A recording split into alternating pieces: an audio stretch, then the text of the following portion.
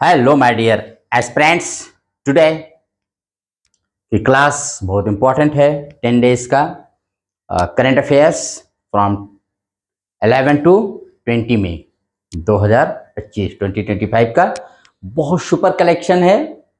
First है question है और इस सुपर कलेक्शन से ही आपको मिलेगा सिलेक्शन। ये हम कह रहे हैं, बहुत ज़्यादा मत भटकिए, जितना भटकेंगे उतना ही ज़्यादा आप अपने रास्ते से हटेंगे। तो देखिए, पहला है क्वेश्चन इसमें मैंने बनाया, who is the newly appointed CJI of India, मतलब चीफ जस्टिस ऑफ इंडिया भी किसको अपॉइंट किया गया। आप जानते हैं भारत में एक सुप्रीम कोर्ट और 25 हाई कोर्ट है, और सुप्रीम कोर्ट का जो चीफ जस्टिस ऑफ इंडिया होता है भारत का सबसे बड़ा जज होता है। तो अभी किसको न्यूली अपॉइंट किया गया है, किसको अपॉइंट करते हैं हमारे यहाँ के राष्ट्रपति, और नाम ऑप्शंस में बी आर गवई, संजीव खन्ना, अश्विनी वैष्णव, राजनाथ सिंह। तो right answer B R Gavai, जिनका फुल नाम है भूषण रामकृष्ण गवई। ये भारत के सेकंड दलित सीजीआई हैं, केजी बालाकृष्णन जो 2007 में हुए थे उनके बाद। और संजीव खन्ना जो रिटायर्ड हो गए, 51st सीजीआई थे, और ये हैं 52nd CGI of India. Bharat के 52वें प्रधान न्यायाधीश बनाए गए हैं। इसको रिमेंबर रखिएगा, कौन से नंबर के हैं, 52वें। ठीक है, वेरी इंपॉर्टेंट है। और उसके बाद एक नाम इसमें था अश्विनी वैष्णव, इनको आप जानते रहिए। इन्होंने रिसेंटली अनवेल किया countries first 3 nanometre chip design facility. कहाँ पर, उत्तर प्रदेश में। इन्होंने 2 जगह किया है। भारत में बनेगी दुनिया की सबसे छोटी चिप, एक ग्रेटर नोएडा उत्तर प्रदेश में और दूसरा बेंगलुरु में। तो यहाँ दोनों का इन्होंने उद्घाटन किया है। कौन, जो भारत के केंद्रीय इलेक्ट्रॉनिक सूचना एवं सूचना प्रौद्योगिकी मंत्री हैं अश्विनी वैष्णव जी ने। ठीक है, भारत में पहले से ही 7 nm और 5 nm की chip design centre already functional हैं, ऑपरेशनल हैं, वर्किंग कर रहे हैं। लेकिन 3 nm माने 3 नैनोमीटर की चिप बनेगी। और चिप आप जानते हैं कि जितना इलेक्ट्रॉनिक चीज़ें होती हैं, चाहे वो जितनी भी ऑटोमेटिक चीज़ें आ रही हैं, इनके बगैर हम कल्पना नहीं कर सकते हैं।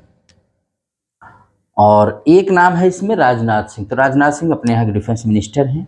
इन्होंने अभी recently launched BrahMos missile manufacturing facility कहाँ पर किया भाई, तो लखनऊ में। और यहाँ पर बनेगी देश की advanced BrahMos missile manufacturing facility Lucknow launch किया। और ब्रह्मोस एरोस्पेस ने इसमें 300 करोड़ रुपए का इन्वेस्ट किया है दिस एडवांस्ड प्रोटेक्शन यूनिट में। ठीक है, ये भी आप रिमेंबर रखिएगा, वेरी वेरी इंपॉर्टेंट है। पहला क्वेश्चन यही समाप्त हो जाता है। दूसरा क्वेश्चन है, when is international nurses day celebrated, कब मनाया जाता है अंतर्राष्ट्रीय नर्स दिवस। जानते हैं कि फ्लोरेंस नाइटिंगेल, जिनको लोग a lady with the lamp कहते थे, उन्हीं के बर्थडे को हर साल 12 मई को हम लोग इंटरनेशनल नर्सेज डे के रूप में मनाते हैं। इसमें ऑप्शन में 12 मई बी सही है। अब देख लीजिए 23 सितंबर, क्यों मैंने लिखा है 23 सितंबर को हर साल राष्ट्रीय आयुर्वेद दिवस मनाया जाएगा। अभी तक ये धनतेरस को मनाया जाता था, जो कार्तिक माह में पड़ता था, लेकिन अब ये 23 सितंबर को हर साल राष्ट्रीय नेशनल आयुर्वेदिक डे मनाया जाएगा। आयुर्वेद भारत की 5000 साल पुरानी चिकित्सा प्रणाली है, जो प्राचीन ज्ञान व सतत जीवन शैली पर हमारे आधारित है। बहुत ही इंपॉर्टेंट है ये, इंपॉर्टेंट। 23 सितंबर को आप जानते हैं कि दिन रात बराबर होते हैं दोनों ध्रुवों में, उत्तरी और दक्षिणी दोनों ध्रुवों पर। ठीक है, तो ये आप इसको भी रिमेंबर रखिएगा, इसलिए इस दिन को चुना गया है। उसके बाद इसमें और कुछ डेज देख लीजिए। 23 सितंबर हो गया, 12 मई हो गया, 9 मई को महाराणा प्रताप जयंती, जो मुगल सम्राट अकबर से कभी भी अपनी अधीनता नहीं स्वीकार की, अपनी शूरता, अपनी वीरता, अपने शौर्य के लिए भारत में पूजे जाते हैं महाराणा प्रताप। हल्दी घाटी मेवाड़ के राजा थे और हल्दी घाटी का प्रसिद्ध युद्ध इन्होंने लड़ा था। और 8 मई को world red cross and red crescent day मनाया जाता है। हर साल की इसकी थीम रहती है कीपिंग ह्यूमैनिटी अलाइव, कि मतलब ह्यूमैनिटी को अलाइव रखा जाए। और फिर उसके बाद है 7 मई। 7 मई को इंडिया ने सेलिब्रेट किया 164वां birth anniversary of Aryan Tagore. Aryan Tagore, ठीक है, जिनको विश्व कवि कहा जाता है, पश्चिम बंगाल में जन्म लिए थे। और जिनके द्वारा लिखा गया जनगण मन हमारे देश का राष्ट्रगान है, और इन्हीं के द्वारा लिखा गया ओमार सोमार बांग्ला जो बांग्लादेश का राष्ट्रगान है। तो आप इसको रिमेंबर रखिएगा, वेरी वेरी इंपॉर्टेंट है। और 7 मई को ही बॉर्डर रोड ऑर्गेनाइजेशन ने अपना 64वां स्थापना दिवस मनाया। बहुत इंपॉर्टेंट था। BRO जो डिफेंस मिनिस्टर के अंतर्गत आता है, डिफेंस मिनिस्ट्री में। BRO is a vital agency under the ministry of defence. ये हमारे देश के बॉर्डर पर रोड, सुरंग, ये सारी चीजें बनाने का काम इसी का है, BRO का। और 16 मई को याद रखिएगा, 16 मई को हिमालयी राज्य सिक्किम ने जो 22वें राज्य के रूप में भारत संघ में शामिल हुआ था 2025 में, इस साल इसने अपना 50वां मतलब एनिवर्सरी मनाई सिक्किम ने। और यहाँ के गवर्नर श्री ओम प्रकाश माथुर हैं, कैप्टन यहाँ की कैपिटल गंगटोक है, और यहाँ के CM श्री प्रेम सिंह तमांग हैं। यही एक देश है जो भारत में शामिल हुआ था, ये भी जानते रहिए, एकमात्र देश सिक्किम जो जनमत के आधार पर शामिल हुआ था। भारत का पहला जैविक खेती वाला राज्य है ये।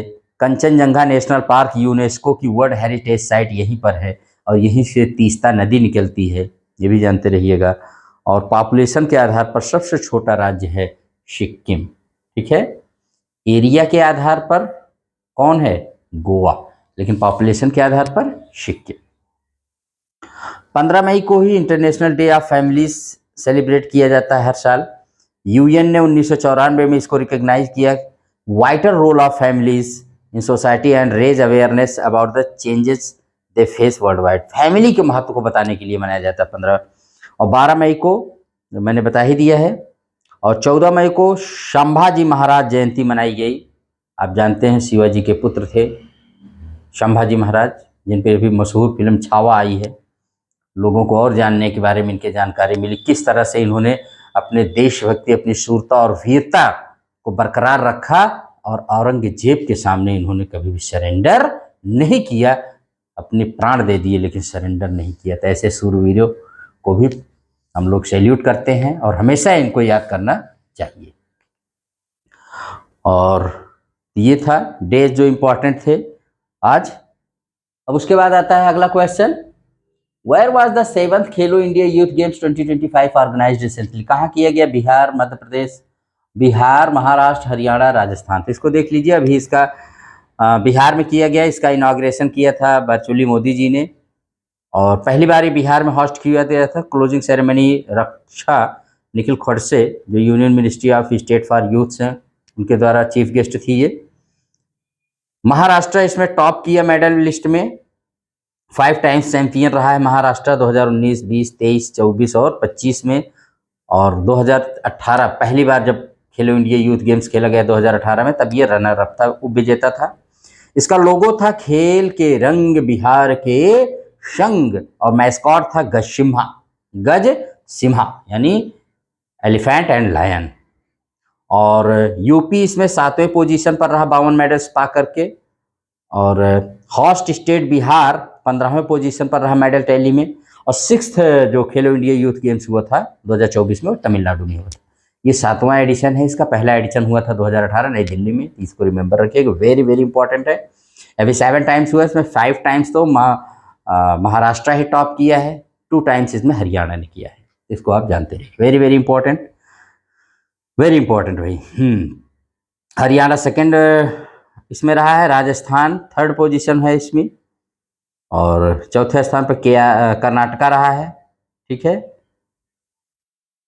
तो फर्स्ट असम महाराष्ट्र, 2nd पे हरियाणा, 3रे पर राजस्थान और 4थे पर कर्नाटका। इसको रिमेंबर रखिएगा, वेरी वेरी इंपॉर्टेंट। उसके बाद है who is the newly appointed UPSC chairman of India. Bharat के यूपीएससी माने union public service commission, Bharat संघ लोक सेवा आयोग, संघ लोक सेवा आयोग कहते हैं। भारत की सबसे संवैधानिक संस्था है, कॉन्स्टिट्यूशनल बॉडी है, और इसकी स्थापना बताते हैं 1 अक्टूबर 1926 को हुई थी। बट ये इसका नाम धीरे धीरे बदला, जब स्वतंत्र हो गया भारत, संवैधानिक इसको बनाया गया, तो 26 जनवरी 1950 को इसको कॉन्स्टिट्यूशनल बॉडी किया गया। और आर्टिकल 378 के क्लॉज 1 में इसका वर्णन किया गया है। यानी एकदम स्वतंत्र कॉन्स्टिट्यूशनल ये बॉडी है, संवैधानिक संस्था है हमारे यूपीएससी। और भारत के सबसे बड़े एग्जाम्स जो सिविल सर्विसेज एग्जाम होते हैं यही करवाती है, जिसको आप आईएएस या आईपीएस या आईएफएस कहते हैं। ये सारे एग्जाम्स जो होती हैं यूपीएससी के ही द्वारा कराया जाता है। तो इसके कह रहे हैं अभी कौन नए चेयरमैन बने हैं? अजय कुमार, डॉक्टर सुबन्ना अयप्पना, विमला देवी पोद्दार, हरवंश चावला। तो राइट आंसर अजय कुमार है। तो इसका right answer doctor Ajay Kumar है, जो कि भारत के बहुत ही मशहूर ब्यूरोक्रेट और फॉर्मर डिफेंस सेक्रेटरी रहे हैं। किसके स्थान पर है? प्रीति सूदन के स्थान। प्रीति सूदन यूपीएससी की दूसरी महिला हैं जो चेयरमैन बनी थी। पहली महिला हैं आर्यम बैथ्यू या खरबुली, जो 1992 से 96 तक इसकी अध्यक्षा रही हैं। तो ये सेकेंड थी प्रीति सूदन, जिनके स्थान पर अब ये आए हैं, मतलब इनका कार्यकाल पूरा हो गया था। यूपीएससी के पहले अध्यक्ष, जब इसको संवैधानिक संस्था बना दिया गया 26 जनवरी 1950 को, और तब इसके अध्यक्ष पहले अध्यक्ष थे आर्यन बनर्जी। यूपीएससी में एक चेयरमैन और मेंबर्स की संख्या जो होती है वो राष्ट्रपति की इच्छा पर निर्भर करती है, और राष्ट्रपति ही इसके सारे मेंबर्स और अध्यक्ष को अपॉइंट करते हैं। इसको भी रिमेंबर रखिएगा। अभी आज तक 2 महिलाएं इसकी अध्यक्ष हुई हैं। पहली आर्यम बैथ्यू खरबुली थी और दूसरी जो प्रीति सूदन थी। ये 6 साल के लिए अपॉइंट किए जाते हैं या 65 साल, जो भी पहले हो जाए, चाहे 6 साल पहले हो जाए चाहे 65 साल की उम्र तक ये लोग कार्य करते हैं, अध्यक्ष और मेंबर्स दोनों। इसके बाद दूसरा नाम इसमें था डॉक्टर सुबन्ना अयप्पन। इनको याद रखिएगा भाई, मशहूर ये Padma Shri awardee and pioneer of India's blue revolution found dead body in Kaveri river. ये भारत के पद्मश्री अवार्डी थे। इंडिया की जो ब्लू रिवॉल्यूशन थी, नीली क्रांति के ये एक तरह से प्रणेता थे। अभी इनकी डेड बॉडी कावेरी रिवर में पाई गई। बहुत ही चिंता का विषय है, जिस पर जांच चल रही है। और विमला देवी पोद्दार, इनको भी याद रखिए। विमला देवी पोद्दार संस्कृत सेवी और भारतीय पूरा धरोहरों के शोध प्रसारक के लिए समर्पित संस्था ज्ञान प्रवाह की संस्थापिका व नियामिका पद्मश्री विमला देवी पोद्दार का भी हाल ही में निधन हो गया है। इसको भी रिमेंबर रखिएगा। और एक नाम है हरवंश चावला। तो हरवंश चावला को जान लीजिए। He is recently appointed as the chairman of BRICS chamber of commerce and industry के ब्रिक्स जो संस्था है उसके ये अपॉइंट किए गए हैं Harvansh Chawla. Question number 5। Question number 5 में who is appointed as the executive chairman of NALSA. NALSA के एग्जीक्यूटिव चेयरमैन कौन बनाए गए हैं? तो इसको देख लेते हैं पहले। Justice Suryakant, Neeraj Chopra, Himanshu Rai, Bandaru Dattatreya. Right answer है जस्टिस सूर्यकांत। इनके बारे में थोड़ा सा जानते हैं। पहले तो नालसा को जान ले। नालसा जो है इसका फुल फॉर्म होता है national legal services authority. National legal services authority. और इसकी स्थापना 1995 में हुई थी under the legal services authorities act 1987 के तहत। नालसा एक स्टैट्यूटरी बॉडी है और इसका हेडक्वार्टर कहाँ है? Supreme court of India. Supreme court जो भारत का है उसी में, जो न्यू दिल्ली में, वहीं पर है। और जो भारत का CJI होता है, जैसे इसमें BR गवई बने हैं, तो supreme court CJI serves as the patron in chief, माने मुख्य संरक्षक इसके होते हैं। And the executive chairman is a serving और रिटायर्ड जज ऑफ सुप्रीम कोर्ट। तो इसका कार्यकारी अध्यक्ष, चाहे वो सर्विंग कार्य करने वाले सुप्रीम कोर्ट के जज हो या कोई रिटायर्ड होते हैं, वही बने हैं। इस समय जस्टिस सूर्यकांत को बनाया गया है इसके एग्जीक्यूटिव डायरेक्टर। इसका काम क्या होता है? फंक्शंस एंड ऑब्जेक्टिव्स क्या है नालसा के? जान लीजिए। Providing free legal aid to marginalised and vulnerable sections of society. जो हमारे यहाँ के गरीब वंचित वर्ग हैं उनको निःशुल्क कानूनी सहायता प्रदान करना। ऑर्गेनाइजिंग लोक अदालत या पीपुल्स कोर्ट जिसे कहते हैं, लोक अदालतों का आयोजन करना। प्रमोटिंग लीगल अवेयरनेस, कानूनी जागरूकता को बढ़ावा देना। एनकरेजिंग कंसिलिएशन और सुलह को बढ़ावा देना। ये तमाम कार्य जो होते हैं नालसा के द्वारा किए जाते हैं। बहुत इंपॉर्टेंट संस्था है, वेरी वेरी इंपॉर्टेंट है। नालसा के बारे में जानते रहिए। इसका हेडक्वार्टर, इसकी एस्टेब्लिशमेंट और इसके कौन पैटर्न इन चीफ होते हैं, कौन एग्जीक्यूटिव चेयरमैन होते हैं, ऑलवेज ये क्वेश्चन आते हैं। दूसरा नाम है नीरज चोपड़ा। टोक्यो ओलंपिक के भाई गोल्ड मेडलिस्ट हैं और इनको अभी टेरिटोरियल आर्मी में लेफ्टिनेंट कर्नल बनाया गया है। तो याद रखिएगा, टीए के बारे में मैंने आपको बताया है, टीए के बारे में आप जान सकते हैं। टीए माने टेरिटोरियल आर्मी, वो जो मुश्किल वक्त में बुलाई जाती है। इसमें ऐसे लोग होते हैं जो अपने किसी काम में रहते हैं, प्रोफेशनल होते हैं, उनको इसमें अपॉइंट किया जाता है और जब वक्त पड़ता है तो इनको बुलाया जाता है समय समय पर। जैसे इस समय 3 साल के लिए हमारे जो आर्मी चीफ हैं उनको अधिकार है कि टीए को बुला सकते हैं, इनसे सर्विस ले सकते हैं। उसके बाद हैं हिमांशु राय। हिमांशु राय को जान लीजिए भाई, मशहूर राइटर हैं ये। इनकी अभी न्यू बुक आई है, PMO prime minister office through the years. इसमें ये बताया गया PMO explores the evolution functions and growing importance of India PMO. PMO ना था prime minister office. Prime minister office कैसे बना, कब से बना और कैसे इसका महत्व बढ़ता चला गया। और भारत का ना नंबर 1 ऑफिस है, सबसे पावरफुल ऑफिस होता है प्राइम मिनिस्टर्स ऑफिस। इसकी पूरी जानकारी ये बुक देती है। कौन? PMO prime minister's office through the years. ये इनकी न्यू बुक अभी रिलीज हुई है हिमांशु राय की। और एक है भाई बंडारू दत्तात्रेय। ये हरियाणा के गवर्नर हैं। इनकी आत्मकथा को अभी हमारे यहाँ के जो वाइस प्रेसिडेंट हैं जगदीप धनखड़ जी ने उसको अनवेल किया है और उनकी कथा का नाम है जनता की कहानी मेरी आत्मकथा। तो याद रखिएगा, किसने अनवेल किया? वीपी जगदीप धनखड़ जी ने। और किसकी आत्मकथा है? तो जानते रहिए, हरियाणा के गवर्नर की, बंडारू दत्तात्रेय की। तो वेरी इंपॉर्टेंट है ये, और ये भी पूरा हो गया। अब आइए कहते हैं question number 6, WHO recently declared A polio outbreak in which country recently. अभी अभी कहाँ पर WHO ने किसी देश में पोलियो को बताया, पोलियो फिर से शुरू हो गया, वहाँ पर आउटब्रेक हो गया है। तो इसमें ऑप्शंस में देखिए, Papua New Guinea, Honduras, Nepal and Denmark. Right answer Papua New Guinea. तो पापुआ न्यू गिनी के बारे में थोड़ा जान लीजिए। अभी ये 2025 में शुरू हो गया है यहाँ पर।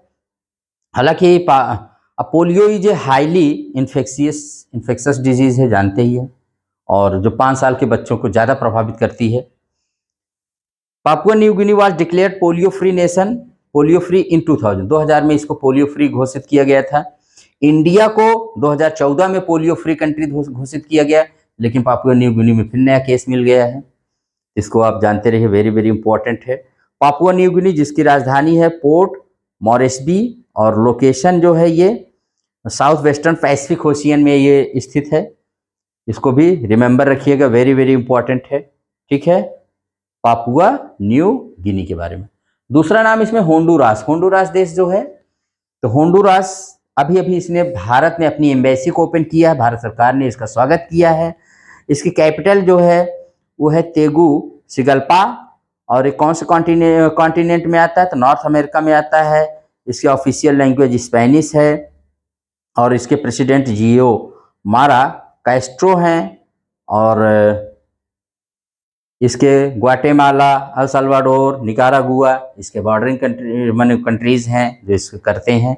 पैसिफिक ओशियन में है, कैरिबियन सी को भी टच करता है, इसको आप रिमेंबर रखिएगा, होंडुरास को भी। एक नाम है नेपाल। नेपाल में अभी पहली बार सागर माथा संवाद किया गया है। पहाड़ी देश है नेपाल, आप जानते हैं, जिसकी राजधानी काठमांडू में है। वहाँ के प्रधानमंत्री PM कौन है भाई? केपी ओली ने इसका कहा है, और उन्होंने केपी ओली ने कहा कि वादे वादे जायते तत्वबोधा, यानी संवाद से ही सत्य की प्राप्ति होती है। आप जानते हैं कि नेपाल में लुम्बिनी एक जगह जहाँ पर किसका जन्म हुआ था? महात्मा बुद्ध जी का जन्म हुआ था। और सागर माथा संवाद 3 दिन का इवेंट था। इसमें भारत ने इसमें 5 point call for global action to protect mountain ecosystem. Mountain ecosystem को बचाने के लिए भारत ने इसे 5 point call for global action के लिए इसमें आह्वान किया है एक तरह से, तो इसको भी रिमेंबर रखिएगा। और नेपाल का लक्ष्य 2045 तक शून्य उत्सर्जन का लक्ष्य रखता है, जबकि भारत 2070 तक रखता है। नेपाल को शांति व ज्ञान की भूमि कहा जाता है। सागर माथा वहाँ पर आप जानते हैं किसको कहा जाता है? माउंट एवरेस्ट को वहाँ पर सागर माथा के नाम से जाना जाता है, तो ये भी रिमेंबर रखिएगा। और हमारे यहाँ के पर्यावरण मंत्री ने वहाँ पर ये बातें कही हैं कि भाई भारत ने 5 point call for global action to protect mountain ecosystem. Mountains ही नहीं रहेंगे, हिमालय को जानते हैं तीसरे ध्रुव के रूप में जाना जाता है, क्योंकि नॉर्थ पोल और साउथ पोल के बाद थर्ड पोल के रूप में हिमालय ही है, और कई करोड़ लोगों की माने पानी को और तमाम प्रकार की आवश्यकताओं को पूरा करता है। औषधीय गुण से भरा हुआ है, और वाटर इज लाइफ, तो वाटर तो सबको दे ही रहा है, आप देख ही रहे हैं। इसको भी रिमेंबर रखिएगा। नेपाल रहा है, और कौन सा एक देश? डेनमार्क। डेनमार्क के बारे में जान लीजिए, जिसकी राजधानी कोपेनहेगन है। ये यूरोपियन कंट्री है एक, और इसने अभी क्या किया है भाई Denmark launches world's first commercial e methanol plant launch करने वाला, commercial e methanol plant launch करने वाला विश्व का पहला देश बन गया, first country in the world to launch commercial e methanol plant, याद रखिएगा। और लास्ट क्वेश्चन है, where will be setup India 6th semiconductor plant. अभी कहाँ पर ये किया जाएगा? तो जम्मू कश्मीर, यूपी, महाराष्ट्र और एमपी। तो राइट आंसर है भाई ये यूपी के जेवर में ये स्थापित किया जाएगा भारत का 6ठा सेमीकंडक्टर प्लांट। तो सेमीकंडक्टर मिशन की शुरुआत 2022 में भारत सरकार द्वारा की गई थी, ताकि भारत को सेमीकंडक्टर इकोसिस्टम और इंडिया को हब बनाया जा सके फॉर इलेक्ट्रिक मैन्युफैक्चरिंग के लिए। ऑलरेडी 5 चल रहे हैं। कहाँ चल रहे हो? तो 4 तो गुजरात में ही है। कहाँ पर? साणंद गुजरात में 3, मतलब चल नहीं रहे अभी, ये सब अंडर कंस्ट्रक्शन ही है। और एक धुलेरा गुजरात में है। 3 तो साणंद गुजरात में है, एक धुलेरा गुजरात में है, और एक है मोरीगांव असोम में। ये 5 ऑलरेडी अंडर कंस्ट्रक्शन है। ये अभी बनेगा, ये भी बनेगा। 6ठा क्या बनेगा? कंट्री 6th सेमीकंडक्टर प्लांट कहाँ बनाया जाएगा? उत्तर प्रदेश के जेवर में। जेवर में इंटरनेशनल एयरपोर्ट के बगल में, नियर वहीं बनाया जाएगा। इसको भी आप याद रखिएगा। और जम्मू कश्मीर के श्रीनगर में inland waterways authority opens new regional office in Srinagar to boost water waste transport in Jammu Kashmir. तो इनलैंड वाटरवेज अथॉरिटी ने जम्मू के श्रीनगर में वाटर बेस्ड ट्रांसपोर्ट को बढ़ावा देने के लिए श्रीनगर में खोला क्या भाई? अपना नया रीजनल ऑफिस खोला है। और महाराष्ट्र को जान लीजिए, तो महाराष्ट्र अभी न्यूज़ में रहा है। Maharashtra mandates use of artificial sand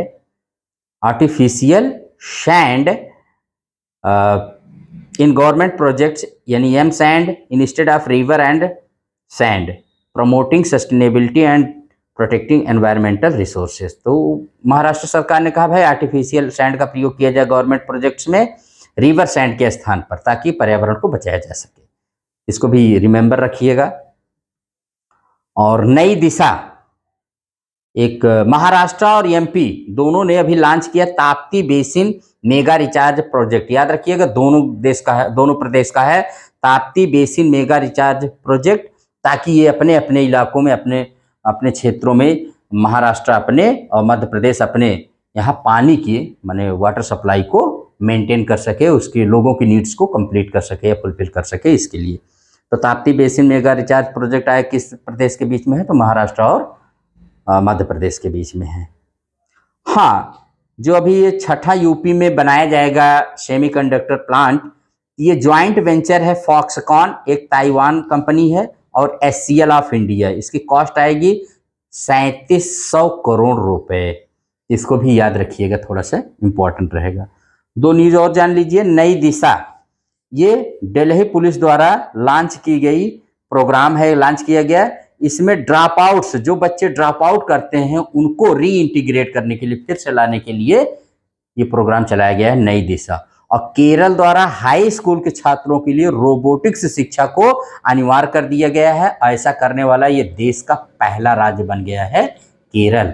याद रखिएगा, 2 जून 2025 से जब उसका नया सत्र चालू होगा, तो रोबोटिक्स हाई स्कूल के सारे बच्चों को अनिवार्य रूप से पढ़ाया जाएगा।